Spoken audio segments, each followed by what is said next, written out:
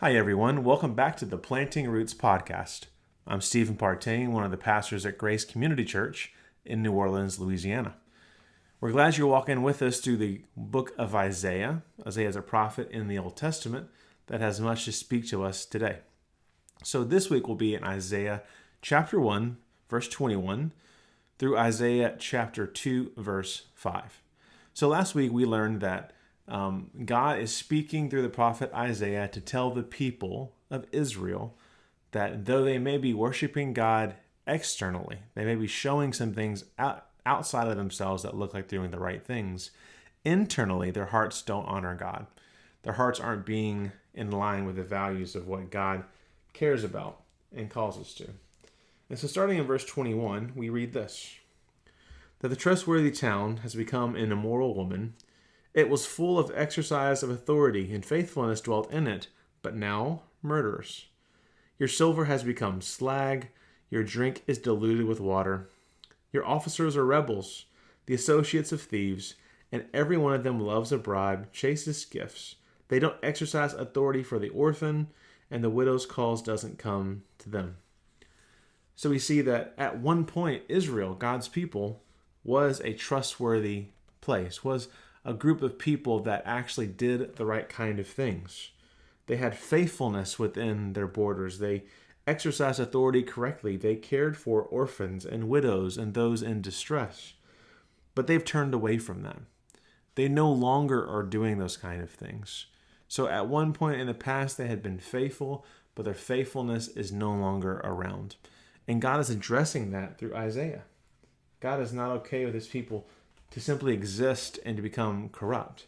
He wants them to live into the truth of what it means to be God's people, but also to be God's people in a way that blesses those around them. Even in the book of Genesis, we see this idea in Genesis chapter 12, that Abraham and his seed to follow, his people, Israel, eventually, is there to be a blessing to all the peoples of the earth. The people of God are to bless those around them. So you see in verse 26, an interesting verse that kind of resolves the tension we're feeling beforehand. It says, afterward you shall be called a city of righteousness, the faithful city.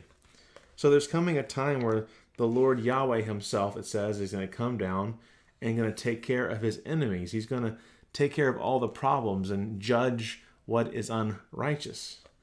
But after that, he's going to restore the city to its faithfulness, to what it should be, to what it used to be before. So yes, he is calling them unfaithful. Yes, he is saying, you are not honoring me. You are not living faithfully. But what he's also saying is, I'm going to come back and deal with that. But at the same time, I'm going to restore you. I'm going to bring you back to who you're supposed to be, who you always have been meant to be. And I think for us, it's interesting that Isaiah, as a prophet, is constantly talking about the issues. He's constantly talking about what's wrong, what's sinful, what's broken in the people of Israel, but also reminding them of the faithfulness of God to restore them, to put things back on track as they should be. As we keep moving down and get to chapter 2, in verse 2 it says, and it will come about at the end of the time, the mountain of Yahweh's house will have become established at the peak of the mountains, and it'll be higher than the hills. And the nations will stream to it. Many peoples will come and say, come on, let us go up to Yahweh's mountain, to the house of Jacob's God, so he may teach us of his ways, and we may walk in its paths. Because teaching will go out from Zion, Yahweh's word from Jerusalem. He will exercise authority among the nations and issue reproof from many peoples. They will beat their swords into hoes and their spears into pruning hooks. Nation will not take up sword against nation, and they will learn no more war. Jacob's household, come on, let us walk by Yahweh's light.